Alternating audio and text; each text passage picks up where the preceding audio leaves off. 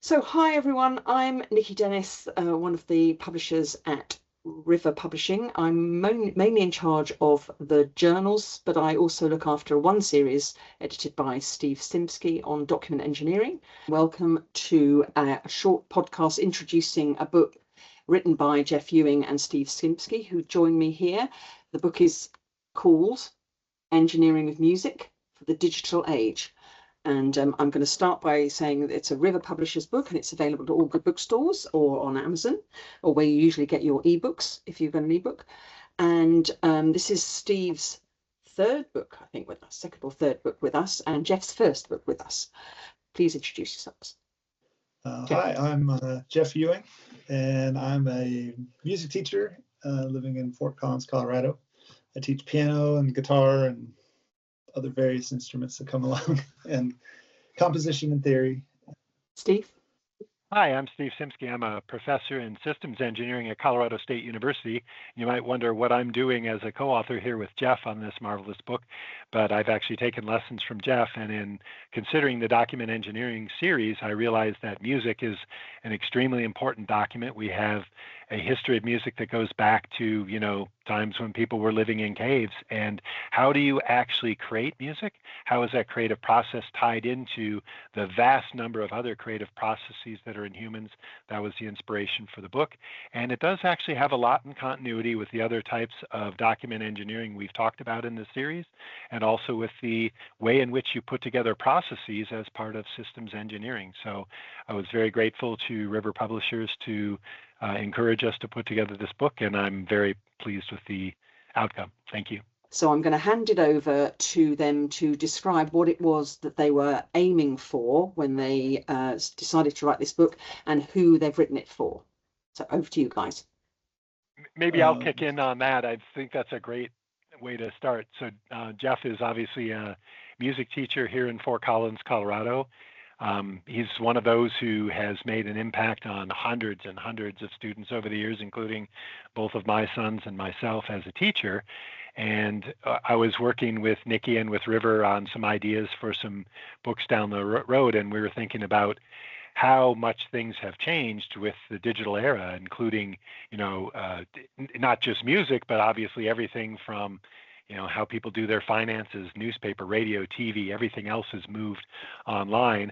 What could we do with music? And I asked Jeff, I'm really interested in the creative side, but I don't have the musical, fortitude that Jeff has. Is this something that we could actually make happen? And it's a big request from me to Jeff, because Jeff clearly needs to be the first author, since the book is on how to write music. And we worked through it, and the ideas kind of changed over time in terms of it, but we were like, oh, this would be a great place to do some of our own simple compositions, kind of put those in there, a great place to kind of talk about how that rolls out. And in the end, we decided, wow, this is actually a great place to talk about compositions over time, particularly those that are, that we're allowed to use without any types of copyright issues, et cetera. And so I came over to Jeff with that, and I said, is this something that might be of value to you in, your path forward, with him moving from being part of a, larger piano and guitar group to kind of running his own lessons and all of that. And fortunately, Jeff said yes. So Jeff can probably talk a lot more about the music now. I'll hand it back to him. The book's kind of a book that I would have always wanted, that I looked for, I guess, in talking about composition. So you get a lot of books that talk about composition, but they quickly become theoretical on as far as this is a chord and that sort of angle. And so, but it's nice. We kind of went more for a structural approach to this, as far as how you link phrases together and build the form, and then examples of form through time. But in a digital era, it's kind of exposing newer composers of today to some of the techniques and achievements of composers from the past, but not enforcing their style on you. There's a lot of freedom in the book to choose your own path and make your own decisions. Yeah, I was struck by that. I'm not brilliantly talented musician myself, but I was struck by how you've managed to create a book with a really strong structure, but that doesn't feel over curated. So it feels like you can be free within that structure. So do you want to talk a bit about how you came up with the title, the way that you've structured the book? Yeah, absolutely. I'll dive in first there and then let Jeff elaborate more on the musical side as before. And I think, Nikki, you and I are in some ways kind of the target audience, people who really enjoy listening to music. We have a wide variety of tastes and also have some proficiency. Thanks to Jeff, I have some proficiency on the piano, and growing up I played woodwind instruments like the saxophone and clarinet, so I have some background and could at least read the music. But it's like, how do you actually get people to get past that block where they're like, I want to be able to go from being somebody who is a proficient on an instrument to perhaps being able to write some of my own music and understand where the proficiency in playing leads into potential proficiency in composing. And I think what Jeff has done with this book, with obviously some help from me, but is actually allowed you to imagine how you might go from a primary instrument to actually composing for a number of instruments together. And so covering, everything from, tonality all the way over into development. And Jeff does this through over 300 different images. We also said, hey, what happens when the student gets stuck and when they say, I need to be able to add, something to what I'm playing so that I'm interested in being part of the creative process. And so we added these little sections, sidebars we called them, at the end of each chapter that allow you to get out of a writer's block and be able to produce in that area with the mechanics that Jeff and his figures have introduced earlier in the chapter. Yeah, I would breaking down of like how we're going to structure the chapters, and the sidebar was an early consideration, which I really like. That just takes you away from whatever we're talking about in the particular chapter to a related approach to that. But just breaking it down to what are some of the things that you think about in a composition. And one of the themes is that, we might think everybody wants to compose a masterpiece, so sometimes I think that might discourage a composer or somebody trying to get into it, because they just think that everything has to be a masterpiece to start. But it's about allowing yourself to make choices and using ingredients and realizing pieces just don't plop out of the sky fully formed. You have a lot of input and creativity along the way to make it what you want it to be. Yeah. So it's drawing on those sorts of topics that are relevant to composing, and then structural, or what scale you're going to choose, or what kind of rhythm, or if you're going to develop, and just the form of, are you trying to write a song or are you trying to write a symphony, sort of thing. Yeah. That's good. So do you think this is a book that could be used on like courses at universities, music theory, music composition courses? It would supplement students' knowledge there? Definitely, yeah. It gives a good roadmap of kind of the things you think about in composition. And in some sense, that's how it's structured. So there are 12 chapters in the book, and the first chapter is kind of a broad introduction. The last chapter is taking it and actually tying in music creativity into creativity in other areas, like writing. In this case, we actually have what we call science-informed fables for the last chapter, putting music in place and using something that's happened in the news as part of the introduction to that chapter. So, for example, there was a new whale song in the Indian Ocean. Scientists are following whale song, and we're like, that's a musically relevant news article. And so we turned it into a fable about a pod of whales moving through the Indian Ocean. You'd have to read that in the book, but it anchors music in a much larger field. And for a typical class that I teach, so for example, I teach a class on intellectual property development at Colorado State University. I have 12 weeks of material for you to learn how to go through the invention process and then apply it to broader fields like biology, chemistry, et cetera. Jeff's approach here is that you get a general introduction and you have a wrap-up chapter, and in between that there's 10 chapters there that are addressing different major aspects of how you would put together one or more musicians into a composition. So like chapter 6 on tonality has already the melody and harmony in that he's put together on texture in chapter 5 and builds on that. And the sidebar is about synesthesia. And there's some famous musicians who talk about their synesthesia, how they associate one sensory input with another. And we talk about how that leads from something like found music, like a Brian Eno, over into actually using it to create a background or a theme in your music off of that, right? And so there's many different examples in there of different musicians who've used, if you will, found music to create a melody out of it. So one example that we gave that's very specific is a Canadian band with Nikki up there in Canada. We used the Toronto-based band Rush as an example, and they used Morse code to give them the rhythm for their song YYZ. This is back in the 1980s. The point is that you can get inspiration from everyone all the way back as far as Mozart, all the way up to Beyonce, to kind of say, how do they actually piece music together? And Jeff is able to do that because he's, of course, teaching students each week who go from, the most rudimentary, even preschool, folks all the way up to advanced people older than all of us who are learning from him. So Jeff, maybe you want to elaborate a little bit more about that. Yeah, well, and then with each chapter, I mean, there's a chapter on accompaniment, instrumentation, and orchestration, but I mean those topics can take up their own full book. Yeah. So it's more of a broad, what are you getting into when you're thinking about taking the textural elements of a melody, the harmony or accompaniment, and how are you distributing those to a specific instrument, just to give a broad generalization without dumping an entire book on them of all the intricacies of all different instruments. But like, how does it all work? Like when you go to a symphony, understanding that they all have a role up there, even though there's hundreds of people on the stage, they're all tied to some sort of particular textural element in the music, and it kind of walks you into that. And I do want to mention that the last chapter is just called WWWD, or What Would Wolfgang Do, which is a great way to sort of lighten it up at the end, to pull it all together about what would the greatest composer do, and here's how we look at that.